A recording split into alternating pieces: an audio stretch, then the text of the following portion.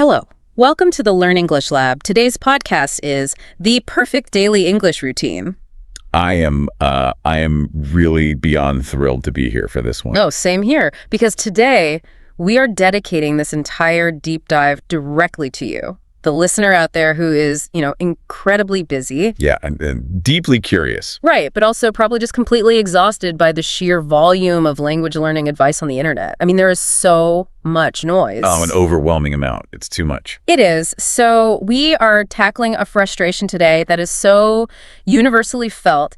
It's basically a rite of passage for anyone learning a language.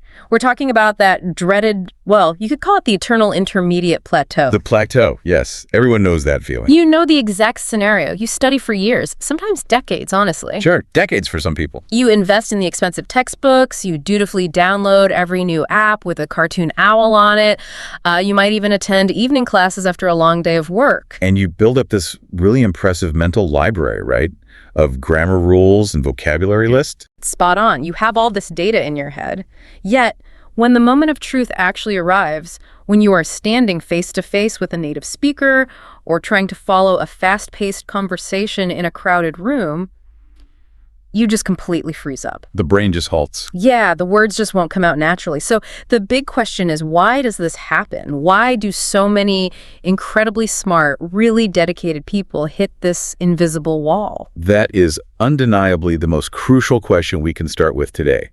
And the answer we are going to explore is going to lift a really massive weight off the shoulders of anyone listening right now. I really hope so. Because the barrier you are hitting has absolutely nothing to do with your intelligence. Thank goodness. Right. It isn't a lack of discipline, and it certainly isn't because you lack some mythological language gene that other people were just magically born with. Yeah, that language gene thing is a total myth. 100%. In fact, if you have hit that intermediate plateau, you probably already know far more technical grammar than the average native speaker. Yeah. Oh, without a doubt. Ask a native English speaker what a past perfect continuous verb is, and they will just stare at you. Well, undeniably true. The true culprit here, the silent saboteur of fluency, is simply the lack of a structured architectural daily routine. A daily routine? Yes. You see, the issue isn't what you are studying. It is how you are managing your brain's daily exposure to the language. We are really talking about the mechanics of cognitive load and daily habituation. Right on the mark. It is all about how you build the scaffolding of your day. So our mission for this deep dive is to hand you the ultimate blueprint for that scaffolding. I love that word, blueprint. Yeah, we are going to start by fundamentally shifting how you view language acquisition. We need to move away from the idea of studying a subject and move toward training a physical and cognitive skill. That shift is everything. It is. And then we're going to get aggressively practical. Let's do it. We will tear down your day, hour by hour. We're going to look at the neuroscience of the morning, the auditory training of the afternoon, the memory consolidation of the evening. We'll even look at how to hack your weekend to prevent your brain from basically deleting what you've learned. Which it loves to do. It really does. But before we get into the literal hour-by-hour schedule, we need to completely reboot our philosophy. How do you do? Because there is an analogy in the research that completely shatters the way most of us were taught in traditional schools. And it compares acquiring a language to building physical muscle at the gym. Oh, without a doubt, the gym analogy is the absolute best framework for understanding neuroplasticity and language learning. Let's really look at the mechanics of physical fitness for a second. Okay, let's say my goal is to become an elite weightlifter. Right. So you walk into the gym, highly motivated, and you put yourself through an absolute torture session. You lift heavy weights for 6 solid hours. 6 hours. I'm hurting just thinking about it. You lift until your muscles just give out completely. But then you don't go back to the gym for another entire month. What actually happens to your body? Well, I'm going to experience agonizing soreness for sure. Yes, extreme pain. But you will not build a single ounce of lasting, functional muscle mass from that one session. Nothing. Nothing permanent. The human body does not adapt to a massive, isolated stressor that only appears once every 30 days. It recovers from the trauma, and then it goes right back to its baseline to conserve energy. That makes total sense biologically. It does. And the human brain operates under those exact same biological conservation principles. Which perfectly explains why the classic Sunday cram session is such a massive trap. Well, it's the biggest trap. I know so many learners, and I've been guilty of this myself at times, who think, okay, I'm too busy during the week, so I'm going to block out 4 hours on Sunday afternoon to just demolish this English textbook. Yep, the weekend warrior approach. You sit there, you drink 3 cups of coffee, you memorize 50 new words, you drill verb conjugations until your eyes until your eyes just blur. You feel incredibly productive. You feel great about yourself in that moment. You do, but then Monday hits, the week gets chaotic, work piles up, and you don't look at English again until the following Sunday. And from a neuroscientific perspective, that 4-hour Sunday sprint is entirely counterproductive. Really? Entirely? Yes. When you do that, you are overflowing your brain's short-term working memory, which has a very, very limited capacity. It's like pouring a bucket of water into a shot glass. Spot on. But more importantly, because there is zero follow-up on Monday, Tuesday, or Wednesday, you aren't providing the repetitive signaling required to trigger synaptic pruning. Synaptic pruning. Right, that's the building of long-term neural pathways.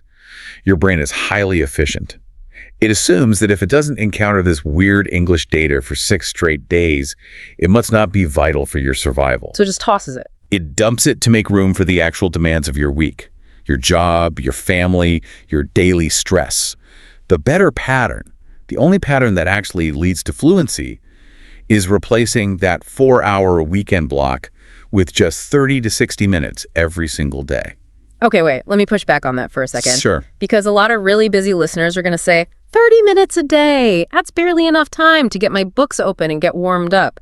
Is a short burst really more effective than a deep, focused 4-hour session? It is exponentially more effective. It all comes down to the concept of spaced repetition and environmental signaling. Environmental signaling. Yeah. When you expose your brain to a target language every single day, even for just 30 minutes, you are sending a continuous biological signal to your subconscious. What's the signal saying? You are telling your brain this acoustic pattern, this vocabulary, is a permanent fixture in my environment. I need this to navigate my world. So the brain has to take it seriously. Yeah, absolutely. When the brain receives that daily signal, it reallocates resources.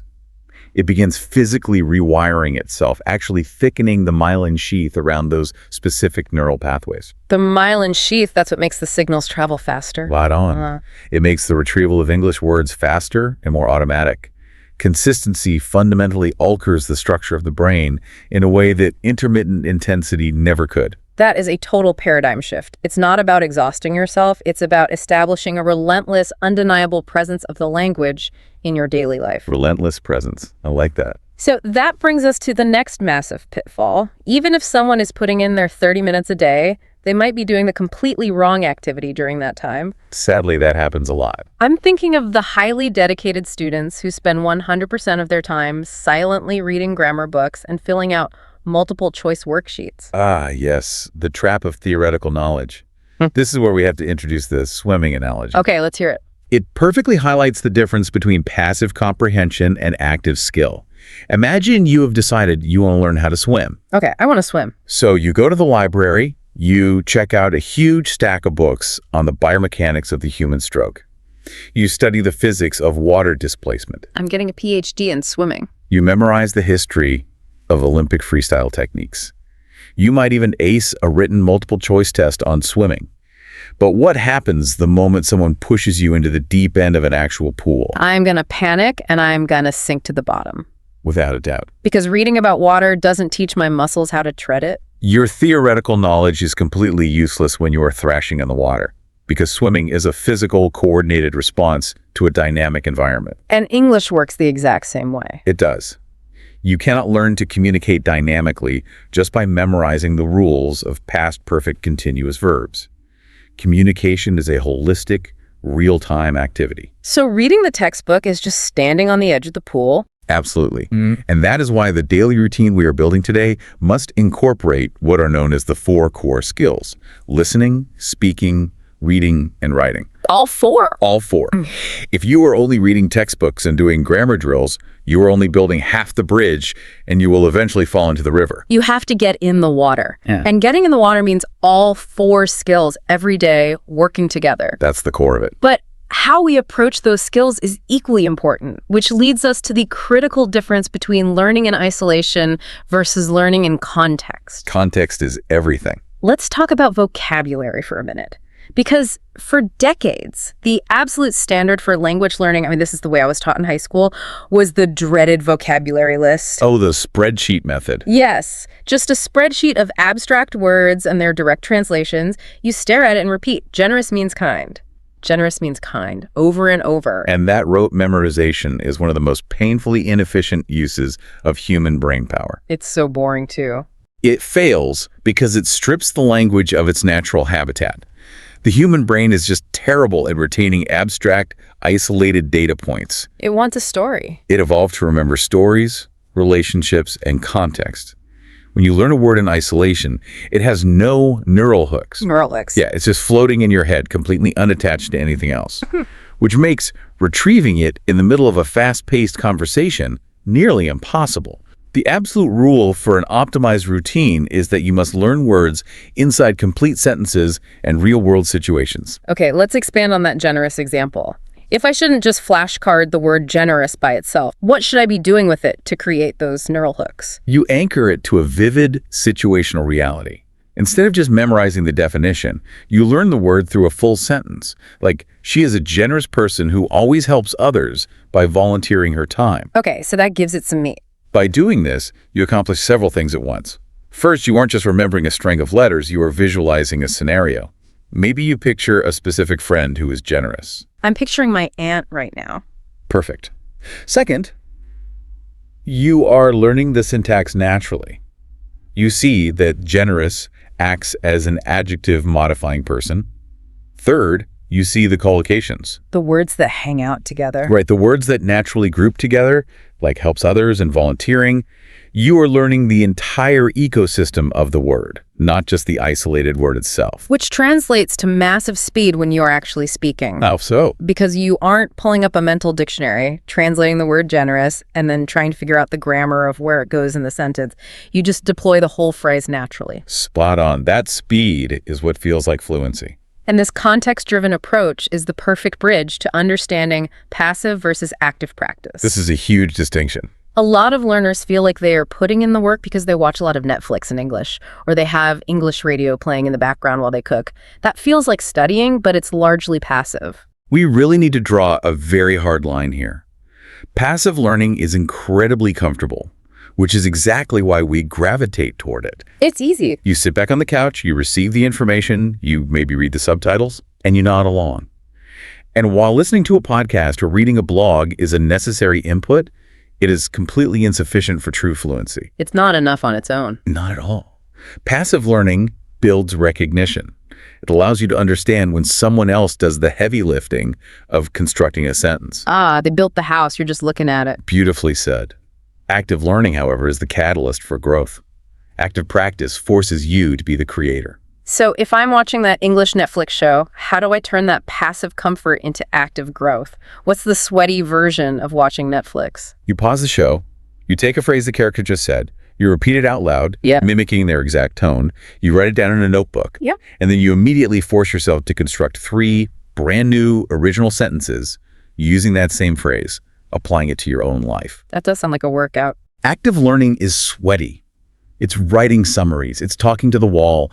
It's immediate application. It's taking the raw materials you gathered passively and building your own house with them. I love that distinction. Active learning should feel like a bit of a mental workout. It shouldn't just be chilling on the couch. Never. So with this entirely new philosophy locked in, we have consistency over intensity, diving into the pool with all 4 skills, relying on context, and prioritizing sweaty, active practice. Now it is time to actually architect the day. Let's build the blueprint. We are going to build this perfect routine hour by hour, and it begins the very moment your alarm clock goes off. Let's dive into the morning structure. Why is the morning so sacred in this routine? The morning is your strategic advantage because of the neurochemical state of your brain right after you wake up. Assuming you actually got a decent night's sleep? Yes, assuming you slept well. Your cognitive load is at its absolute lowest point of the day. You haven't had to deal with work stress yet. You haven't been bombarded by 80 emails. Not yet, anyway. Right. And your prefrontal cortex, the area responsible for complex planning and learning, is fresh and highly receptive. The morning is the ultimate window for the intake and critical analysis of new language patterns. Okay, so I've just poured my coffee. I have maybe 30 to 45 minutes before the chaos of my daily life takes over. The very first block of this routine is a crisp 10 to 15 minutes dedicated to vocabulary and phrases. But remember, no spreadsheets. Right, no single words. The mandate here is chunking. We are focusing entirely on phrases. Indeed, chunking is the secret weapon of fluent speakers. Define chunking for us. A chunk is a group of words that are frequently used together as a single unit of meaning. Phrases like make a decision or take responsibility, or, on the other hand, At the end of the day, yes, exactly. Well, absolutely. When native speakers talk, they aren't selecting individual words and applying grammar rules to them in real time. That would be far too slow. They are stringing together these tree-assembled chunks. it's like building with those large Lego blocks instead of tiny individual grains of plastic. That's a great visual. Let's role play how a learner actually practices this for 10 minutes. Let's say my target phrase for the morning is, take responsibility. I don't just stare at my notebook. I have to make it active. You immediately push it into production. Mm. You look at take responsibility, and you start talking out loud right there in your kitchen. So I might say, the manager needs to take responsibility for the failed project. Yes. Then you change the tense. Yesterday, he refused to take responsibility. Perfect. Then you make it personal to your own life. I always try to take responsibility for my own mistakes. See what you're doing. By running the phrase through these different variations aloud, you are cementing the rhythm of the chunk into your working memory. When you meet it in a real meeting next week, it will roll off your tongue as a single, smooth thought. That is such a high return activity for just 10 minutes of effort. So after those phrases are warmed up, the routine moves into 15 minutes of active reading practice. Right. And the sources are very clear that the material matters immensely here. You shouldn't be reading dense academic white papers unless that happens to be your specific field of work. Keep it relevant. You should be using news articles, short stories, blog posts, things you actually care about. But again, we are not just skimming the headlines to see what happened in the world today. No, skimming is passive. This is analytical reading. Break that down. The goal isn't just to finish reading the article. The goal is to dismantle the sentences, to see how the engine works under the hood. Let's say you are reading an article about tech trends, and you encounter this sentence. Yeah. Technology is transforming the way people communicate. Okay, standard sentence. An active learner treats that sentence like a blueprint. Walk me through the mechanics of that. I'm staring at the word transforming. What is my brain supposed to be doing? First, you analyze the context. Transforming in this sentence clearly means completely changing the fundamental nature of something. But the analysis is only step one. What's step 2? Step 2 is immediate appropriation. You steal the structure. I love that. Steal the structure. You take the framework, X is transforming the way people Y, and you build it yourself. Mm-hmm. You look away from the article and you say out loud, the internet is transforming education. Or remote work is transforming the modern office. Spot on. You are physically engaging Broca's area in your brain, that's the region responsible for speech production, to master the grammatical framework. You turn one sentence from a blog post into 5 of your own original sentences. That makes 15 minutes of reading feel incredibly robust. You're getting so much out of one paragraph. You really are. But then we get to the final 5 minutes of the morning routine. And this might be the most fascinating psychological hack we discussed today. It's called the Think in English habit. This is a game changer. Now, the goal here is obvious. We want to eliminate the translation middleman. We all know that agonizing mental traffic jam. Oh, it's painful. You hear a question in English. You translate it into your native language. You formulate your brilliant, witty response in your native language. Then you painstakingly translate that response back into English, checking your grammar rules along the way. And by the time you open your mouth, The conversation has moved on. The person is talking to someone else. It's exhausting. it is the ultimate bottleneck for intermediate learners. The only way to bypass that bottleneck is to train your inner monologue to operate natively in English. And the way you do that is by dedicating 5 minutes every morning to literally narrating your own life internally. You don't speak out loud for this part. It all happens silently in your head. Like a voiceover in a movie. Yes. As you are getting dressed, you think, I need to wear the blue shirt today because I have a big presentation. As you look out the window, you think, the clouds look dark. I should probably grab an umbrella. Okay, I have to play devil's advocate here. Please do. Because if I'm a learner listening to this, I'm thinking, That sounds great if you're advanced, but what if my vocabulary is limited? If I try to narrate my complex, nuanced morning thoughts in English, won't I just get incredibly frustrated looking for words I don't know and just give up? That is a very valid concern. And the key is that you do not try to translate your complex, native language adult thoughts word for word. You simplify. You label. A mean example. If you are a beginner, your internal monologue doesn't need to be a philosophical treatise. It can be as simple as looking at your coffee mug and thinking, hot coffee. Good morning. I am tired. Just keeping it basic. The complexity doesn't matter. What matters is the act of bypassing your native language entirely. If you're making breakfast and you don't know the English word for spatula, you don't stop and get frustrated and look it up on your phone. You think, cooking tool, making eggs. You use the English, you have to navigate the moment. Absolutely. Use whatever tools are in your toolbox. It's about building the reflex, not achieving poetic brilliance. You are training the brain to reach for English first, rather than treating it like a secondary code that has to be deciphered. Even just 5 minutes of this daily rewires your subconscious. It signals to your brain that English is a primary operating system for your own thoughts, not just a tool you pull out for talking to foreigners. It pays massive exponential dividends in your spontaneous speaking speed. Incredible. So we've optimized the morning, we've built phrases, we've dismantled sentences like a mechanic, and we've hijacked our inner monologue. A very productive morning. Very. Then we go about our busy day. Work, school, commuting, life happens. But eventually we reach the afternoon. And the routine shifts gears dramatically here. The afternoon is entirely dedicated to the ear. It's all about auditory input. Why is the afternoon shift focused so heavily on listening? Because language, at its evolutionary core, is an auditory medium.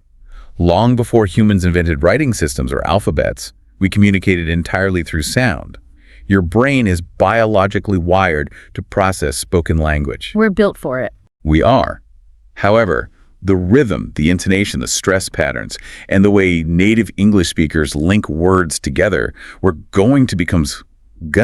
is incredibly chaotic if you have only ever read it on a printed page. Oh, for sure. The written word is so tidy and the spoken word is so messy. Spot on. The afternoon, when your analytical morning energy might be dipping a bit, is the perfect time to immerse your auditory cortex in the natural, messy cadence of the language. And the vehicle of choice here is the podcast. The best tool available. Podcasts are an absolute goldmine because you get unscripted, natural breathing conversation. You aren't listening to a voice actor reading a perfectly enunciated script in a soundproof studio. No, you are hearing real people. You're hearing people interrupt each other, use slang, laugh, and speak at a realistic, sometimes terrifying speed. But as we established earlier, we are not just putting a podcast on in the background while we vacuum the house. We have a highly specific 20-minute, 3-step method to follow. Yes, the 3-step method is crucial. Break down this auditory workout for us. This method is designed to build a solid bridge between raw sound and actual meaning. Step 1. You pick a short segment of a podcast. Maybe 3 to 5 minutes long. Keep it short. Very short. Yeah. And you listen to it entirely without subtitles, without transcripts or any visual aids. You close your eyes if you have to. Your only job in step 1 is to let the wave of sound hit you and try to grasp the overarching context. Still the vibe of the conversation. Exactly. Who is speaking? Yeah. What is the general emotion? Are they arguing? Are they laughing? Do not panic if you only understand 40% of the words. That's reassuring. Yeah. You are just mapping the territory. Then what? Step 2. You replay that exact same 5-minute segment, but this time you read along with the transcript or subtitles. This is where the neurological magic happens. What's going on in the brain here? Your brain begins mapping the blurry, fast sounds you heard in step 1 to the concrete, recognizable words you see on the screen. Oh, I've had this happen. You suddenly realize that the mushy sound you heard wasn't a brand new vocabulary word you didn't know. It was just the speaker mashing together the words should have been into should have been. Undeniably one of the best feelings. You are aligning the auditory input with your visual knowledge base. That aha moment is so satisfying. You realize you actually knew the words, you just didn't know how they sounded in the wild. In the wild, I like that. And then comes step 3. Which brings it all together. Step 3 is extraction and repetition. While reading along in step 2, you will inevitably find sentences that are tricky, either because of the vocabulary or the sheer speed of the speaker. You pause the audio. Okay, paused.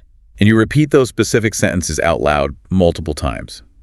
If the speaker says success often comes from consistent effort over time, and they say it with a specific bouncy rhythm, you mimic that rhythm exactly. You bridge the gap between understanding what they said and physically producing it yourself. Which is the perfect transition into the next and arguably most intense 10 minutes of the afternoon routine. We are talking about the magic of shadowing. This is where the real progress is made. I want to spend some real time on this because I hear shadowing brought up constantly in high-level polyglot circles, but most people seem to do it completely wrong. What are the literal physical mechanics of shadowing? Shadowing is essentially auditory shadowboxing. The mechanic is this.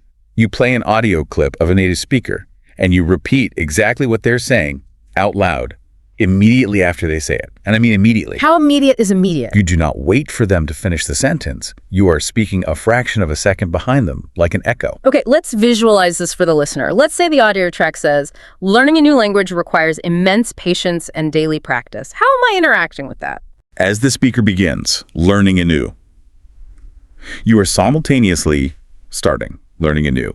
You are following their voice, matching their exact speed, their pauses, where their pitch goes up, where it drops down. If they emphasize the word immense, you emphasize the word immense with the exact same breath force. I have tried this, and I will be completely honest with you and the listener. Yeah. It is incredibly difficult, and you feel entirely ridiculous doing it. Oh, you feel foolish. You stumble over your words, your tongue gets tied in knots, and it feels like your brain is short-circuiting. Why put ourselves through this stress? You put yourself through it because it forces your vocal apparatus to bypass your analytical brain. The math brain. Right. When you normally speak English, your brain is doing math, checking grammar, translating words, making sure you don't sound dumb. When you shadow, there is no time for math. You are forced into pure mimicry. You just have to perform. Remember the gym analogy. Your vocal cords, your tongue, your jaw. These are physical muscles. They have spent your entire life moving in the specific patterns of your native language. English requires entirely different muscle movements. Shadowing forces those muscles into the English configuration. It is the single fastest way to destroy a heavy accent and acquire the natural musical rhythm of a native speaker. It's pure physical conditioning for the mouth. I love that. It works wonders. So we have survived the afternoon shadowing session. Our brain is tired. Our jaw might physically be a little tired. The sun is setting.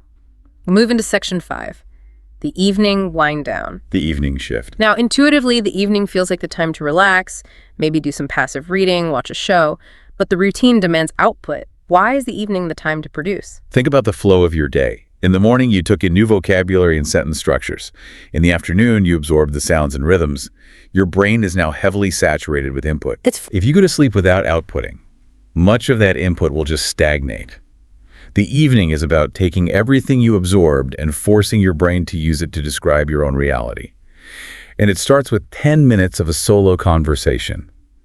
You speak about your day out loud to an empty room. This is the ultimate hack for the learner who always says, I can't practice speaking because I don't live in London and I don't have a native speaker friend to practice with. You don't need one. You become your own speaking partner. But what does this actually sound like in practice? Am I giving a formal TED Talk to my cat? Well, undeniably, that's the spirit of it. You can talk to your cat, you can talk to your bathroom mirror, or just pace around the living room. The goal is narrative flow. So just describing things. You might say, today was incredibly stressful at work. I had a meeting with the marketing team and we couldn't make a decision on the budget. Afterwards, I had a sandwich for lunch, and then I listened to a great podcast about technology. Just mundane daily stuff. But what you are doing here is monumental. You are forcing the abstract English you studied into the concrete reality of your life. You are discovering the gaps in your vocabulary in real time. You might be talking and realize, wait, how do I say spreadsheet in English? And that's a good thing. That frustration is excellent. It guides your learning for the next morning. You write down the word you missed, and tomorrow morning you learn it. It makes the language intimately yours. After that 10 minutes of vocalizing to the cat, we sit down for 15 minutes of writing practice. Now, why write? We just spoke out loud. We want to be fluent speakers, not novelists. Why is sitting down with a pen and paper or a keyboard so critical? Because speaking and writing engage the brain in fundamentally different ways. When you speak out loud, especially to yourself, it is very easy to cheat. Oh, I cheat all the time. We all do. You can use body language, you can trail off at the end of a sentence, you can skip complex grammar and still get the basic point across. Speaking is forgiving, writing is ruthless. Ruthless, I like that. Writing forces linearity. It forces your brain's Brokaw's area to slow down and meticulously organize your thoughts into a grammatically coherent structure. You have to decide exactly which tense is appropriate. You have to actually spell the words correctly. It solidifies the architecture of the language in a way that speaking just cannot do. And what are we writing about? Are we keeping a diary? A daily journal is excellent. You can simply summarize what you learned that day. Write down, today I practiced the phrase, step out of your comfort zone. This means doing something that scares you to achieve growth. For example, shadowing today definitely forced me to step out of my comfort zone. By writing the definition and applying it to your own day, you are creating a permanent physical record of your cognitive progress. It's very grounding. And then we reach the final act of the day, the 5 to 10 minute nighttime vocabulary review done right before your head hits the pillow. Why is this timing so critical? Is there actual science behind reviewing right before sleep? Without a doubt, the timing is everything here. It taps into the biological purpose of sleep. During the day, your hippocampus gathers all these new memories. The morning phrases, the afternoon podcast sounds, the evening journal entries, it holds them in a temporary, very fragile state. Like a clipboard on a computer. Spot on. When you enter deep sleep, your brain replays these memories and transfers them to the neocortex for long-term storage. By reviewing your vocabulary just minutes before you sleep, you are essentially highlighting that specific data for your brain. You are saying, out of everything that happened today, prioritize saving this. So you look at your word from the morning, let's say ambitious. You don't just stare at it. You recall the meaning, someone with a strong desire for success, and you review that context sentence you built. She is ambitious and works very hard to achieve her goals. You feed that complete thought to your subconscious, and then you go to sleep and let your brain do the heavy lifting overnight. It's brilliant. It is the ultimate biological life hack for memory retention. It really is. All right, let's zoom out for a second. We have built this incredible airtight daily routine inside our house. We are shadowing, we are journaling, we are whispering vocabulary to ourselves before bed. But eventually, we have to open the front door. We have to face the world. A language only exists to connect with other humans. So let's transition into real-life situations and the weekly cadence. Because all this solo practice is just preparation for the real world.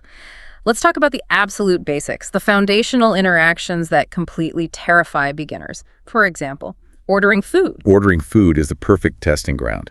It is highly scripted, the variables are very low, and the outcome is immediate. But for a learner, walking into a busy cafe can trigger massive social anxiety. Your heart rate spikes, you completely forget your vocabulary, you end up just pointing at the menu and grunting. We've all been there. I have a friend who once tried to order 5 coffees in a busy bakery in Paris. In his panic, he messed up the number and the pluralization, and the barista rung him up for 50 coffees. Oh, no. Yeah. 50. And he was too embarrassed to correct the mistake, so he just paid for them and handed out coffees to strangers on the street for an hour. That is amazing. It's funny in hindsight, but in the moment, that panic is real. How does our daily routine fix that kind of anxiety? That is a hilarious and painful example. The routine fixes it through over-preparation of the script. When you have practiced the basic exchange in your evening solo sessions, saying out loud, "Hi, I would like a grilled chicken sandwich, please. Would you like fries with that? Yes, please." You have rehearsed the play. You know your lines. When you walk into the cafe, you aren't inventing English on the spot. You are just running the script. And here's the secret. Mastering these basic transactional interactions builds an armor of behavioral confidence. When you successfully order without hesitation, your brain registers a massive dopamine victory. You realize, hey, I can survive in this language. And that confidence scales up. The next level we need to talk about is meeting people. The classic icebreaker. "Hi, nice to meet you. Where are you from?" "I'm from Bangladesh. What about you?" "I'm from Canada." It seems basic, almost too simple. But why is it so important to have these micro conversations perfectly polished? Because the beginning of a conversation is when your anxiety is at its absolute peak.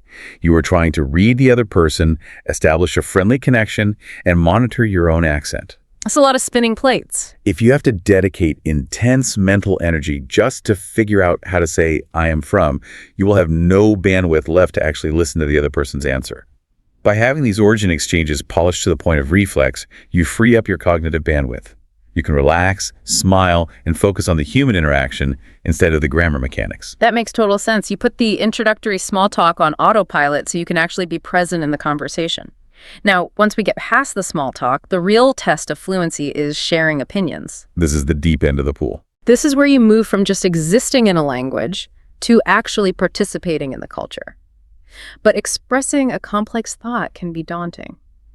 The strategy here focuses heavily on what are called gateway phrases. Yes, gateway phrases are structural lifesavers. We are talking about phrases like, I believe that, or, in my opinion, or, from my perspective, or, the way I see it. A lot of learners view these as unnecessary filler. They just want to jump straight to their main point. Native speakers use these constantly. Why? Because they serve as structural markers. They signal to the listener, hey, an opinion is coming, get ready. But more importantly for you, the speaker, they buy you time. Ah, buying time. That is the secret sauce. Well, absolutely. When you start a sentence with, from my perspective, your mouth is moving automatically on a rehearsed track, which gives your brain an extra 1.5 seconds to formulate the actual opinion you want to express. It prevents that awkward silence where you are just staring at the person trying to find the first word. It makes you sound thoughtful, polished, and sophisticated. For example, in my opinion, learning English online is convenient, but you still need real-world practice. It is a mental runway. I love that. And similarly, the routine emphasizes storytelling. Humans are hardwired for stories. If you can't describe what happened to you yesterday, you can't build deep relationships. Storytelling is the true bridge to connection. It requires a much higher level of cognitive flexibility because you have to navigate past tenses, describe emotions, sequence events with words like suddenly or eventually, and maintain the listener's interest. It's a juggle. Practicing narrative fluency, talking out loud about a trip you took last year or a mistake you made at work is what transitions you from a student reciting facts into a living, breathing user of the language. So we have the daily routine, we have the real-world applications. Now we need to zoom out to the weekly cadence. Because human beings are not machines, we cannot sprint at 100% capacity 7 days a week without burning out. No, burnout is the enemy. The routine accounts for this beautifully. We've gone deep into the Monday through Friday grind, but the weekend schedule is a complete structural pivot. Let's talk about Saturday, which is designated as the anchor. Saturday is perhaps the most scientifically grounded day of the entire week. On Saturday, the mandate is simple. Absolutely no new material. No new vocabulary, no new grammar rules. Nothing new. Saturday is entirely dedicated to consolidation and review. You go back, you re-listen to the exact same podcasts you analyzed on Tuesday. You read through the journal entries you wrote on Thursday. You review the flashcards from Monday. Why halt our forward momentum? If I have free time on Saturday, shouldn't I be pushing ahead to learn more words? If you push ahead without reviewing, you are pouring water into a leaky bucket. This brings us to Hermann Ebbinghaus and the forgetting curve. The forgetting curve. In the late 19th century, Ebbinghaus proved mathematically that the human brain aggressively discards new, unreviewed information. If you learn 20 new words on Monday and you never look at them again by Saturday, you will likely have forgotten over 75% of them. Your brain dumps them. That is depressing. It is, but Saturday is designed to systematically interrupt that forgetting curve. By re-exposing your brain to the week's material, you signal that this data is permanent. You patch the holes in the bucket. It ensures that the hard work you did on Tuesday actually counts a month from now. And then we arrive at Sunday. Sunday is the reward. The pressure is completely off. It is fun English day. And this is not just a nice bonus. It is a psychological requirement. Motivation is a finite resource.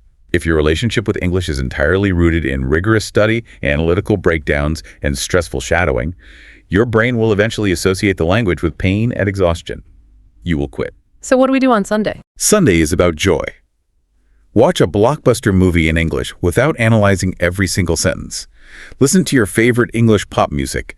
Read a comic book. Chat with a friend online about sports. You have to remind your brain why you started this journey in the first place.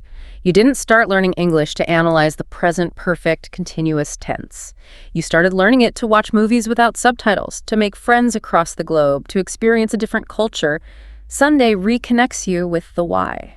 It replenishes the motivational well, so you're ready to attack the routine again on Monday morning. That is a perfectly balanced week. Now, as we enter the final stretch of our deep dive, we have to talk about reality. Because even with the perfect routine, things go wrong, we hit mental blocks, we self-sabotage. Let's explore troubleshooting and advanced accelerators. Let's do it. The material outlines 3 major mistakes that consistently derail even the most dedicated learners. Let's hit the most paralyzing one first, the fear of errors. This is the psychological dragon every adult learner must slay. The fear of looking foolish, of sounding unintelligent, prevents millions of people from ever achieving fluency. We get so caught up in our adult egos. We want to sound smart. We want to sound as smart in our target language as we do in our native language. And when we realize we sound like a toddler, we clam up. But look at how actual toddlers learn. A child learning their native language will make tens of thousands of grammatical, syntactical, and pronunciation errors. They will say, I runned instead of I ran. Do they care? Not at all? Not at all. Because their only objective is to get the cookie. Their priority is communication, not perfection. That's the reality. If you go to a restaurant and you completely mangle the grammar, but the waiter understands you and brings you the sandwich, that interaction was a 100% success. The goal of language is the transfer of intent, not passing an invisible grammar exam. Spot on. Which leads directly into the second major mistake, the grammar trap. This is a symptom of how we are taught in schools. We are conditioned to believe that language is a math equation. If you just plug in the right verb conjugation, you get the right sentence. But conversation doesn't wait for math. It doesn't. When you are in a live conversation, you do not have time to run a mental checklist. If someone asks you a question and you pause for 5 seconds to mentally calculate whether you should use the simple past or the present perfect, the conversation dies. Obsessing over the rules actively destroys natural expression. Grammar should be a safety net that supports your communication, not a straitjacket. Back to the physical reality of language we talked about earlier. It is the lack of speaking practice, which they illustrate beautifully with the piano analogy. It is an undeniable truth. Imagine you want to learn to play the piano. You can read sheet music perfectly. You know the entire history of Mozart. You can identify a C minor chord by ear.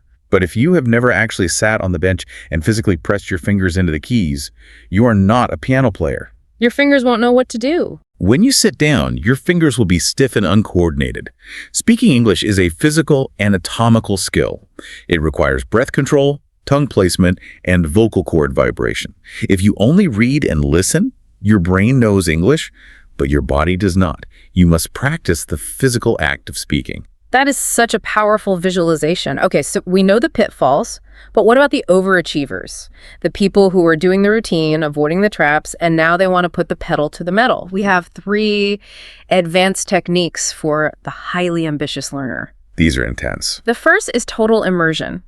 Now, historically, immersion meant buying a very expensive plane ticket to London or New York. But how do we achieve that from our living room? You achieve it by artificially engineering your digital environment. You have to realize that you probably spend half your waking life interacting with a screen. If that screen is entirely in your native language, you are missing out on thousands of micro-exposures to English every single day. So what's the fix? Total immersion means you go into your phone settings right now and change the operating language to English. You change your computer OS. You actively curate your YouTube algorithm, click not interested on videos in your native language, and subscribe to English creators. You force your daily digital existence to operate through the filter of English. It is brilliant because it removes the choice. You can't just check your bank account on autopilot. You have to do it in English.